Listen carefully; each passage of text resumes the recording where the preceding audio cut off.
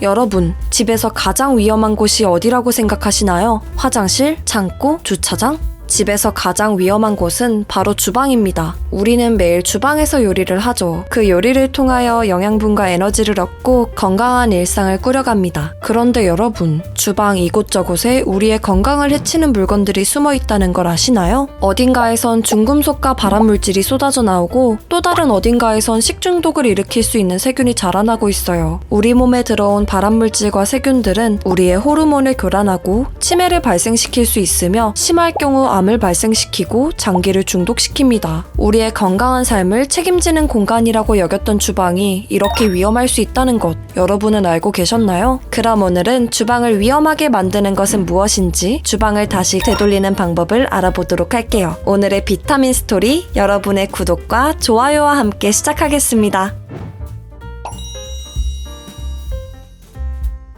먼저 코팅 프라이팬. 코팅팬은 철이나 알루미늄 팬의 안팎을 코팅한 팬을 말하죠. 이때 코팅 재료로 우리가 흔히 테플론이라고 부르는 폴리테트라플루오로 에틸렌이 사용됩니다. 이로 인해 코팅되지 않은 프라이팬의 고질적인 문제인 음식이 팬에 들러붙는 문제에서 벗어날 수 있게 되었죠. 누구든 쉽게 별도의 예열 과정 없이 프라이팬을 사용할 수 있게 된 거예요. 하지만 코팅팬에는 아주 치명적인 단점이 있어요. 그 단점이란 고온과 강한 마찰에 코팅제가 벗겨진다는 거예요. 이렇게 테플론이 벗겨지게 되면 조리 과정에서 음식과 섞여 우리의 입속으로 들어오게 됩니다. 이렇게 벗겨지는 과정에서 방출된 과불화합물 PFOA가 체내로 들어올 경우 여러 문제를 일으키는데요. 테플론 독감이라고 부르는 경미한 독감 증상과 유사한 증상을 일으키고 심할 경우 기형아를 출산할 수도 있다고 해요. 그렇다면 지금 당장 코팅팬을 버려야 할까요? 그건 아니에요. 코팅팬을 보다 안전하게 사용하는 방법이 있기 때문이죠. 테플론 코팅제는 200에서 300도씨에서 분해되기 시작하고 360도 이상으로 가열할 경우 독성이 매우 강한 기체를 발생시켜요. 그렇기 때문에 고온으로 조리하는 것은 피하는 것이 좋죠. 그렇다고 가열된 코팅팬을 찬물로 식히게 되면 코팅제를 취약하게 만드니 피해야 하고 철수세미 같은 강한 마찰을 주는 걸 피해야 합니다. 그리고 코팅팬은 염분에 취약하니 소금이나 양념이 묻은 팬을 장시간 방치하지 않아야 해요. 가장 중요한 것,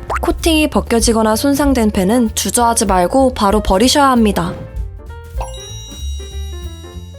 두 번째는 알루미늄 식기입니다. 알루미늄 식기는 관리의 편리성과 가벼운 무게, 고른 열 전도율로 인해 사용 빈도가 높은 주방용품이죠. 한국에선 라면의 단짝, 양은 냄비로 알려져 있는데요. 이런 알루미늄 식기가 주방의 중금속 배출의 주범이에요. 알루미늄은 지구상에서 가장 풍부한 금속 중 하나이기에 일상생활에선 다양한 방식으로 노출되지만 소량의 알루미늄에 노출되는 것은 건강에 큰 영향을 미치진 않습니다. 하지만 알루미늄이 음식에 노출되어 장기적으로 체내에 축적될 경우는 이야기가 달라집니다. 기본적으로 알루미늄 식기에는 산화피막이라는 것이 있어 알루미늄이 음식에 용출되는 것을 막지만 관리 미숙으로 인해 산화피막이 벗겨진 상태에서 조리할 경우 알루미늄은 음식에 용출돼요. 이렇게 축적된 알루미늄은 기억력과 학습 능력을 저하시키는 등 뇌의 기능적 변화에 영향을 끼칠 수 있죠. 게다가 뼈의 칼슘 대사에 영향을 미쳐 골다공증을 유발할 수 있고 높은 농도의 알루미늄은 혈액 중독을 일으켜 신장 기능에 장애를 일으킬 수 있어요. 그렇기 때문에 알루미늄의 산화피막이 벗겨지지 않도록 신경 써야 하는데요. 가장 간단한 방법은 식기를 항상 깨끗하게 유지하는 거죠. 단 강한 세제나 철수세미로 강한 마찰을 일으키는 것은 피해야 해요. 산성이나 염기성이 강한 음식을 장시간 담아두는 것도 피해야 해요. 조리 후 열기가 식으면 바로 헹궈야 하죠.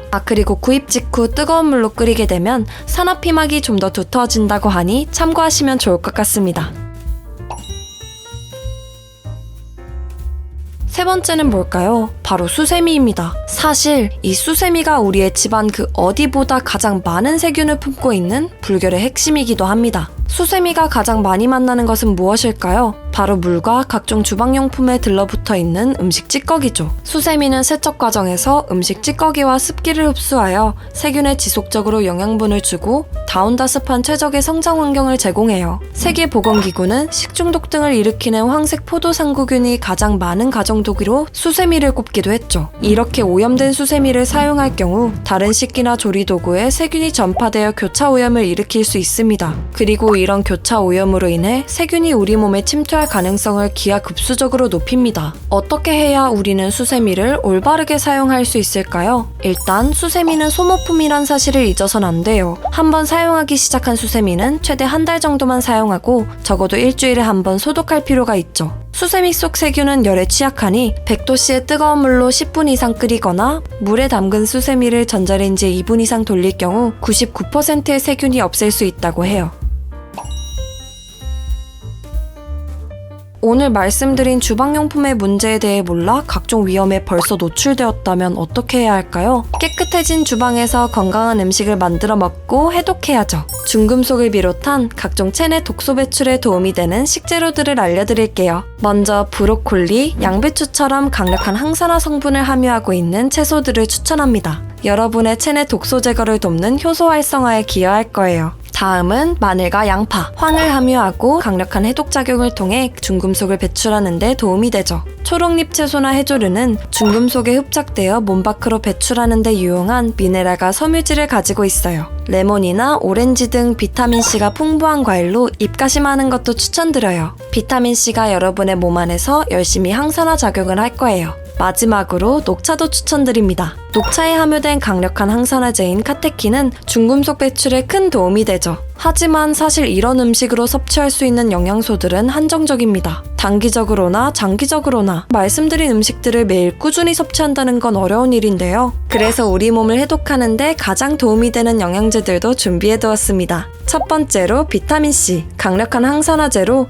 해독 과정을 촉진하고 면역 체계를 강화하는 데 도움을 줘요. 두 번째로 글루타티온, 체내에서 생성되는 강력한 항산화제로 중금속과 독소를 중화하고 체외로 배출하는 데 도움을 줍니다. 세 번째로 셀레늄, 중금속 배출을 돕고 세포를 손상으로부터 보호하는 항산화 미네랄이에요. 마지막으로 아연, 중금속에 대한 체내 저항력을 높이는 데 도움을 주는 필수 미네랄로 면역 체계를 강화해요.